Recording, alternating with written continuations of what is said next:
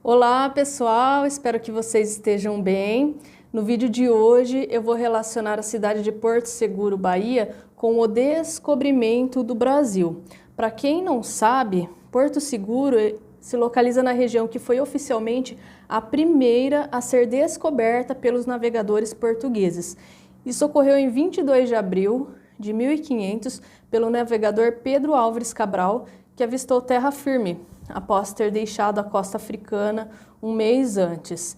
Em 2012, eu tive a oportunidade de ir até Porto Seguro, vislumbrar as belezas naturais, usufruir das praias, paradisíacas, e também tive a oportunidade de ir até o centro histórico. Lá tem muitas atividades, tem monumentos, tem igrejas da época, onde foi celebrada inclusive a primeira missa no Brasil.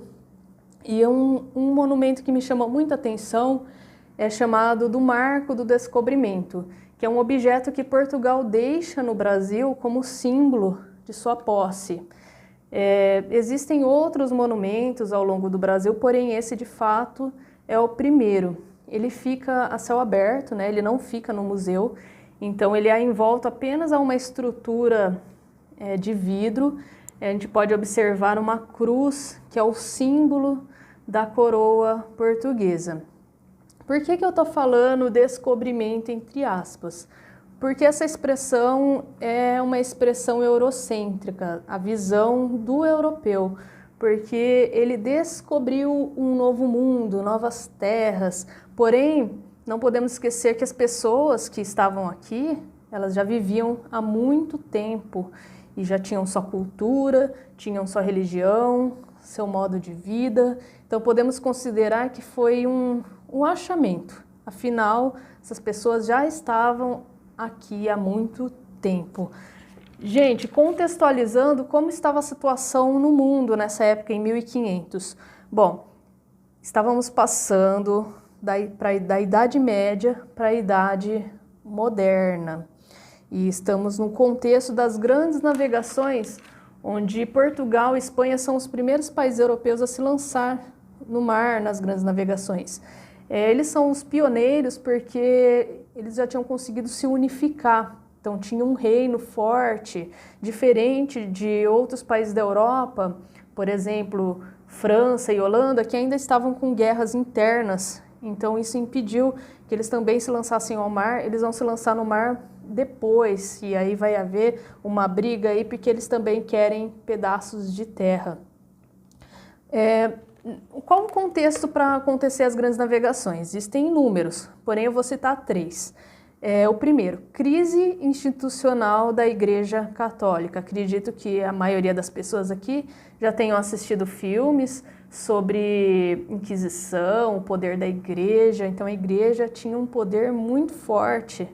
E nessa transição de Idade Média para a Idade Moderna, isso começa a ser questionado. As pessoas já não querem mais explicação de só, porque Deus quis, e o céu é assim, porque Deus criou dessa forma. Não, as pessoas começam a querer explicações científicas, elas querem ver com os próprios olhos, Começa uma ideia mais exploratória, Preciso descobrir como as coisas funcionam. Segundo motivo, o advento das relações capitalistas.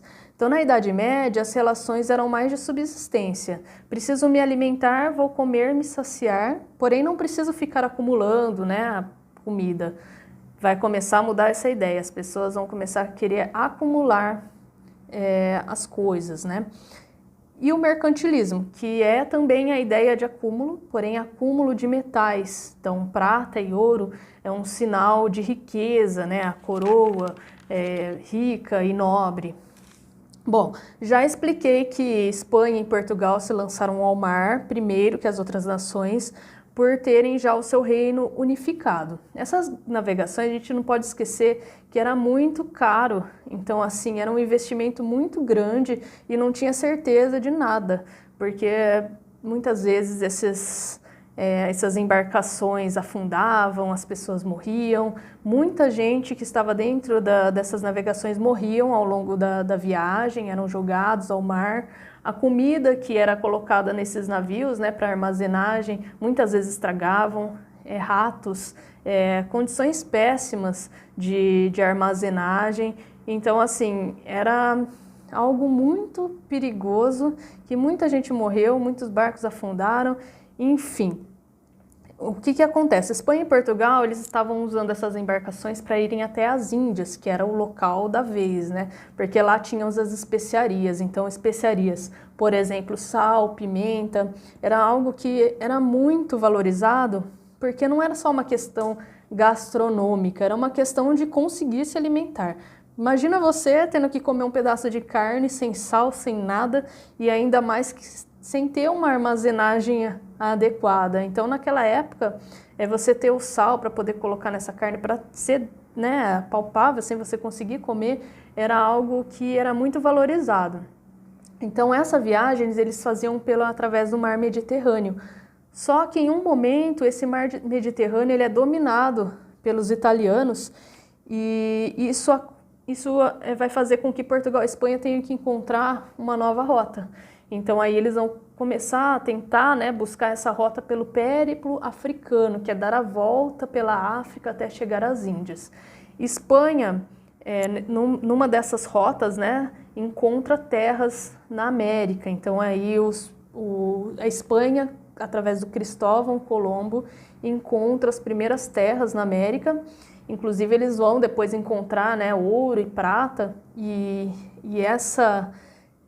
por Espanha ter encontrado esses metais preciosos, os olhos dos portugueses vão crescer, né? Eles não querem ficar para trás. Então eles vão começar a brigar com a Espanha aí, né? Assim, pressionar para que esse novo mundo seja dividido, para que eles também encontrem terras. Então a gente tem aí essa divisão através de um acordo, por exemplo, da bula Intercoetera em 1493. A gente tem o Tratado de Tordesilhas em 1494, e aí em 1500 a gente tem aí o achamento, né, de Pedro Álvares de Cabral. Pedro Álvares diz que foi por acaso, que ele estava dando a volta no périplo africano para chegar na Índia, acabou desviando muito do caminho e acabou batendo lá no Brasil, né, encontrando terras do Brasil.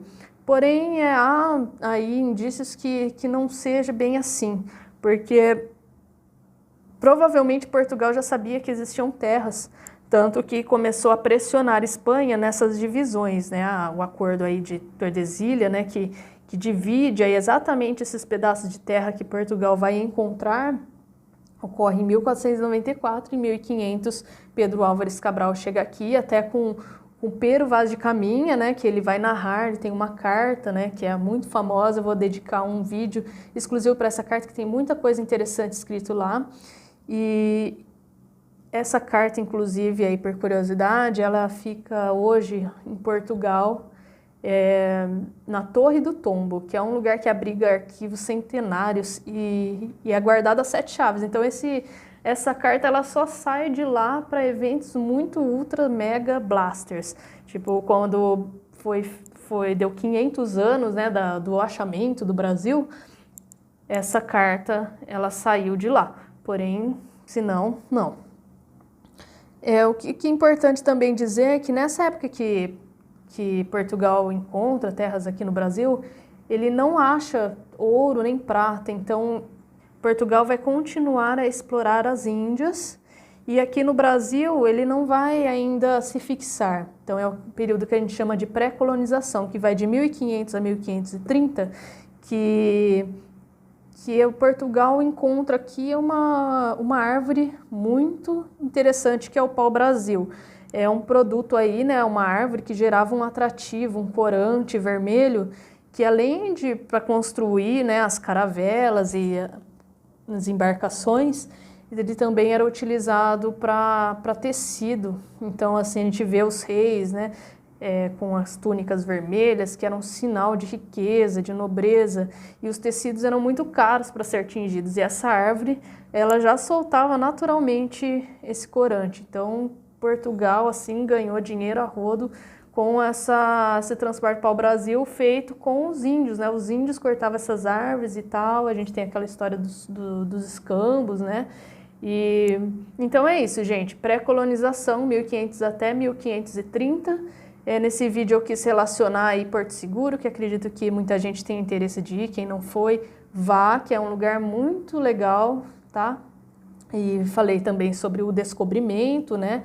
Uma problematização dessa palavra, sobre o contexto mundial, sobre vários assuntos aí que eu vou tentar em outros vídeos dar uma aprofundada, mas espero que vocês tenham gostado. Até a próxima, tá bom? E obrigado por ter assistido.